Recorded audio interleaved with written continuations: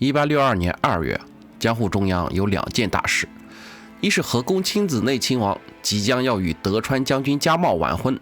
二是江户中央领导又在街上被水户浪人给砍了，而被砍的恰恰是主导河宫降价的老中首座安藤信正。好在1年多前，前任一把手大佬锦衣直弼被当街斩杀的血腥场景没有重现。安藤信正反应极快，转身一路狂奔，激愤的浪人就在背后追砍。本来是从从容容去上班，结果连滚带爬逃回家，虽然捡回一条命，却身负重伤。但是这并没有得到朝堂舆论的同情，甚至开始批判他不发挥勇于斗争、敢于斗争的武士精神，反而贪生怕死、转身逃命，有损武家政府的威严。不乏落井下石者质疑他曾经性招待英国公使，侮辱国体，接受美国公使的贿赂，图利卖国。总之，朝堂舆论就是要趁着这个机会，在人格和政治上给他判死刑。那么，为什么安藤信正如此招恨呢？安藤信正极力修复与京都朝廷关系的动作，在普代大名中保守的建制派看来太丢分了。要不是咱们老祖跟着大权县中乱世定天下，京都的皇家公卿估计现在连个饱饭都吃不上。如今我武家竟然需要对那些迂腐的公家废柴摇尾乞怜，他妈祖上都是舍生忘死干大事的，你安藤信正怎么能怂到不用脑袋去接浪人的刀呢？然而，这种清末八旗子弟想法的背后，其实还另有原因。安藤木阁为了应对横滨开港后对外贸易激增导致的国内生活物品的短缺，不平等汇率又让金银外流像决了堤一样，而中央财政同时又日益困顿，于是颁布了五品江户回送令，并进一步设立了国议会所，把生丝等出口货物纳入由中央统一管理的官营贸易系统。名义上是保障民生，实际上是把关键物资流通权抓回中央，让江户中央成为全国贸易总枢纽，借此控制对外出口，并把利益重新归为幕府。然而，这项政策不仅是贸易管制，更动摇了原有的权力秩序。安藤将地方贸易监督权从属于幕府监察系统的官员手中移交给专责财政的勘定所，此举既削弱了幕府体系的实权，又切断了他们长期以来的经济利益，自然引发激烈的怨怼。不过，对于普代木阁中人而言，牢牢把控中央权力才是最基本的共同利益。只是盼着他死，再换个话事人回归传统，还不至于内部火并亲自动手。中央失序，只能便宜了外人。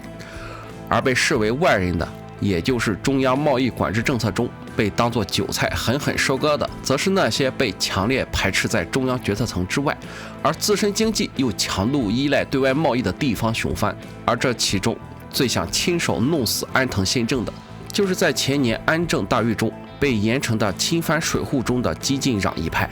在他们看来，被视为尊皇攘夷领袖的国主德川启昭在软禁的悲愤中疾病去世，少主伊桥庆喜本应该成为幕府将军，却遭到政治迫害，被永久禁止踏足江户。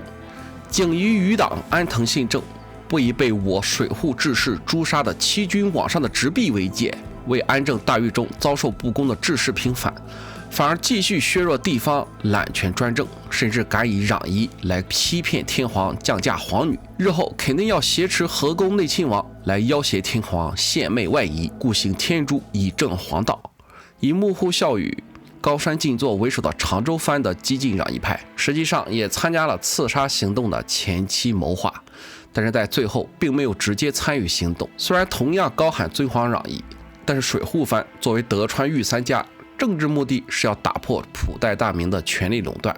而长州激攘派在伟大革命导师吉田松阴的影响下，最终的目的是要推翻德川幕府，大政归还天皇的彻底革命。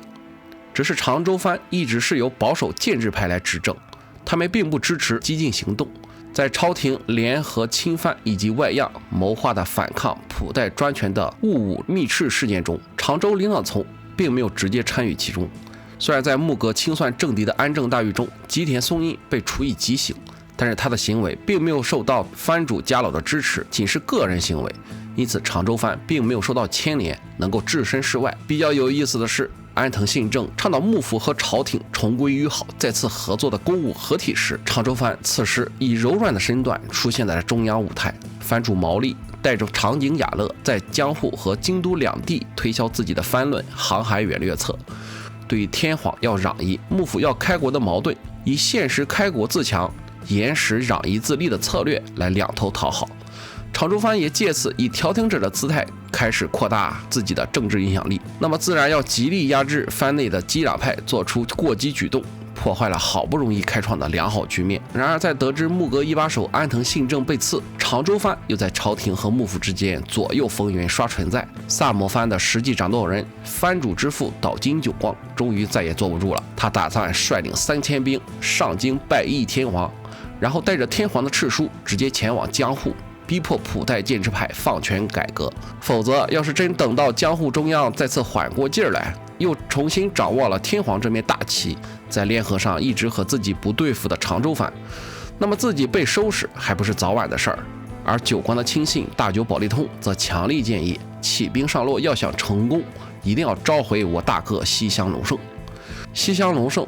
作为安政大狱中被幕府追捕的红通犯，此时被保护性的流放在奄美岛种甘蔗，既然要起兵和幕府撕破脸，也没必要再藏龙卧虎。出身低微的西乡隆盛作为前任藩主岛津起兵的心腹，在萨摩藩内的年轻武士中拥有极盛的威望，又曾被骑兵常年安排在京都和江户建立人脉、收集情报、传递消息，俨然就是萨摩藩的驻京情报头子，手里掌握着大量的人脉。从皇家贵胄到各藩能臣干吏、攘夷志士，从经世学者到地方豪商，都与西乡隆盛保持着良好的关系。因此，这次久光上洛，既需要西乡隆盛在各方势力间纵横捭阖，不能说能够确保万无一失，至少能够提前预知危险，做出应策。然而，勇者归来的西乡隆盛拜见岛津久光的时候，却毫不客气地否定久光的计划。这事儿不周全，上洛不可行，关键是你久光不行，你又不是你哥，丝毫不给这位萨摩国父留情面，以至于岛津久光晚年回忆起此事，仍然后悔当时没有宰了西乡隆盛。可岛津久光深知西乡隆盛的骨干作用，竟然硬是克制住忍了下来。西乡隆盛虽然瞧不上这位曾经和自己的恩主骑兵争夺藩主之位的游罗之子，但是不能不顾及自己的好老弟大久保利通的情面，最后还是提前从鹿儿岛出发，去收集情报，尽力为行动排查危险。结果到了下关，就收到消息，留至京都的萨摩藩的攘夷浪人竟然要计划联合土佐藩去暗杀朝廷官白9条上众与京都所司代酒井忠义，以此来逼迫上洛的久光武装起义，推翻幕府。如果真这么做，萨摩藩相当于自绝于朝堂，成为公家和幕府的共同敌人，与久光要改革中央政治体制的目的背道而驰。此时的久光反红旗不反中央，日后失控的长州藩不就是因为炮轰寓所搞过火，因此成为朝敌，被天下诸侯讨伐，差点被灭了国。为了遏制攘夷浪人的玩火行为，西乡隆盛不顾岛津久光让他原地待命的严令，直接赶往京都去说服萨摩藩的攘夷浪人放弃行动。再次被西乡隆盛蔑视的岛津久光彻底怒了。谁知道此时竟然还有人火上浇油，报告说西乡隆盛其实要去京都指挥刺杀行动。怒不可遏的岛津久光派人追回西乡隆盛。本来岛津久光想要直接宰了西乡隆盛，还是在大久保利通的拼死劝解下，最后将西乡隆盛再次流放。岛津久光本来就对那些出身低贱、不听号令、肆意妄为、大搞恐怖暗杀的脱籍浪人感到厌恶，结果又一再受到同样出身低微的西乡隆盛的无视。一进入京都，岛津久光就直接下令大久保利通对留至京都的萨摩藩的攘夷浪人进行武力清剿。话说回来，没有西乡隆盛协助的上洛行动竟然异常的顺利，不知道是不是岛津久光对自己人下手的决绝和狠辣镇住了场子，一时狂妄的攘夷浪人也暂时消停了。与萨摩藩攘夷派被武力清剿的情况相反，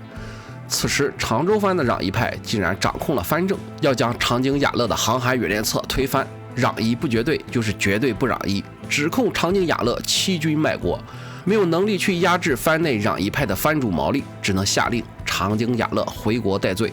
自己龟缩起来，骑墙观望。而江户中央方面，在萨摩藩军进入京都以前，老中安藤信重终于被罢免。新上任的老中之前是负责外事的技术官僚，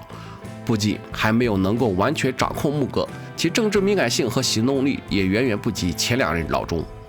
没有任何阻碍的岛津久光直接贴脸开大，要朝廷公开表态支持自己的政治诉求。一是为安政大狱平反，这就是要准备反倒清算中央普代建制派；二是要将伊桥庆喜立为将军后见人，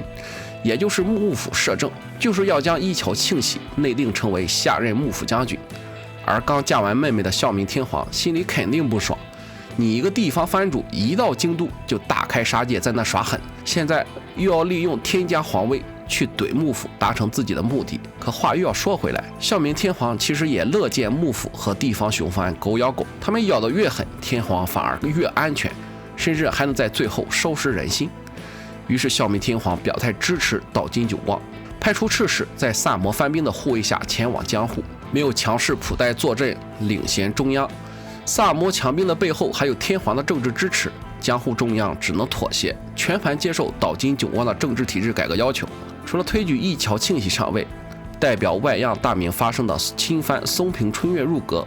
彻底打破普代的专政，又将参勤交代制度从每年一次改为3年一次，地方藩主的家人不再被扣留在江户作为人质，改变幕府250多年的权力结构，又让幕府将军加茂上洛拜见天皇，商定攘夷时。就像前面所说，岛津久光反红旗不反中央，他反对的是幕府中普代大明的派系独裁，却不否定幕府将军的存在，重新确立公武合体制度。